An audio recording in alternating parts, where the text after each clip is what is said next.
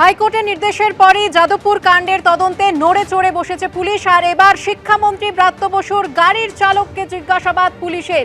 আপনারা দেখেছিলেন যে গতকালই আহত ছাত্র ইন্দ্রানুজ রায়ের বয়ান রেকর্ড করা হয়, অধ্যাপক ওমপ্রকাশ মিশ্রের বয়ান রেকর্ড করা হয়। হাসপাতালে গিয়ে যাদবপুর বিশ্ববিদ্যালয়ের উপাচার্যর সঙ্গে পুলিশ কথা বলে। আর এবার শিক্ষামন্ত্রীর গাড়ির চালকের বয়ান রেকর্ড। সরাসরি চলে যাব আমাদের প্রতিনিধি আবির দত্তের কাছে।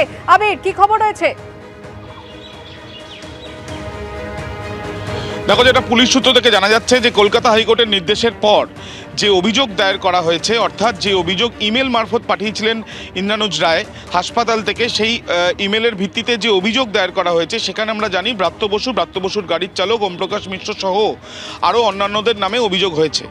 সেই অভিযোগের ভিত্তিতে যেটা জানা যাচ্ছে যে ওমপ্রকাশ মিশ্রকে জিজ্ঞাসাবাদের প্রক্রিয়া চালানো হয়েছে, তার বয়ানও নেওয়া হয়েছে। তার সঙ্গে সঙ্গে ব্রাত্য বসুর যিনি গাড়ির চালক, অর্থাৎ যেদিনকে যাদবপুর বিশ্ববিদ্যালয়ে যে উত্তেজনার পরিস্থিতি তৈরি হয়, সেদিনকে ব্রাত্য বসুর যে গাড়িতে তিনি ছিলেন, সেই গাড়ির স্টিয়ারিং যার হাতে ছিল, সেই ব্যক্তিকে কিন্তু ইতিমধ্যে জিজ্ঞাসাবাদ করা হয়েছে বলে পুলিশের তরফ থেকে জানানো হচ্ছে। এবং তাকে যে জিজ্ঞাসাবাদ করা হয়েছে তার বয়ানও বা স্টেটমেন্ট সেটা ইতিমধ্যে রেকর্ড করা হয়েছে। তোমায় জানিয়ে রাখি যে এই যে ঘটনা ঘটেছিল যাদবপুর বিশ্ববিদ্যালয়ের ভেতরে, সেখানে 9টির এফআইআর মোট হয়েছে। তার মধ্যে 1 তারিখে হয়েছে 7টি, 2 তারিখে হয়েছে 2টি, 2 তারিখে হয়েছে 1টি এবং পরবর্তীকালে হাইকোর্টের নির্দেশে 5 তারিখে হয়েছে আরও 1টি। এবং এই যে 9টি অভিযোগ, সেই অভিযোগের তদন্ত সমান্তরালভাবে চলছে, এমনটাই পুলিশ সূত্র থেকে জানা যাচ্ছে। এবং সেই তদন্ত চালিয়ে যাওয়ার জন্য বিভিন্ন ব্যক্তিকে যারা সেখানে উপস্থিত ছিল তার মধ্যে বেশ কয়েকজনকেই জিজ্ঞাসাবাদের প্রক্রিয়া চালানো হচ্ছে। নোটিশ দিয়েও তাদেরকে জিজ্ঞাসাবাদ করা হবে, এমনটাও জানা যাচ্ছে।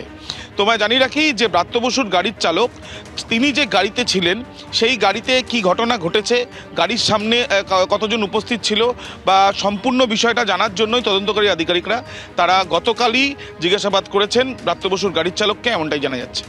ধন্যবাদ আবির। ওখানে সব ছেলেপুলেরা সব স্যারের উপরে অত্যাচার করছিল, মারামারি করছিল। হ্যাঁ, ইটটা দিয়ে এখানে আমার গাড়িতে ছিল না স্যার, স্যারের গাড়িতে ছিল। অনেকেই ছিল, অনেক কিছু ছিল, কিন্তু আমি অতটা খেয়াল করি না। না, আমার কিছু হয়নি। যাদবপুর ইউনিভার্সিটির ভেতরে না, পুলিশ ওর মধ্যে ঢুকেইনি। মাল লুকানোর কিছু নেই। আমাকে যতবার ডাকবে আমি ততবার তদন্তে সহায়তা করতে আসবো, কিন্তু যারা তদন্ত করছেন তারা নিরপেক্ষ আছেন তো? তথ্য বিকৃতি করলো সাংবাদিক সম্মেলন করে তৃণমূলের পক্ষ থেকে বা সোশ্যাল মিডিয়া পোস্ট ইত্যাদি করে, তাদের জিজ্ঞাসাবাদ করতে কেউ ডাকছে না। শিক্ষামন্ত্রীর গাড়ি ছাত্রের ওপর দিয়ে গাড়ির চাকা চলে গেল, সেই শিক্ষামন্ত্রী এবং তার অ্যাসোসিয়েটদের কেউ ডাকছে না। বহিরাগতরা ছিল টাইম অ্যান্ড এগেন দেখানোর পরেও তাদেরকে কেউ ডাকছে না।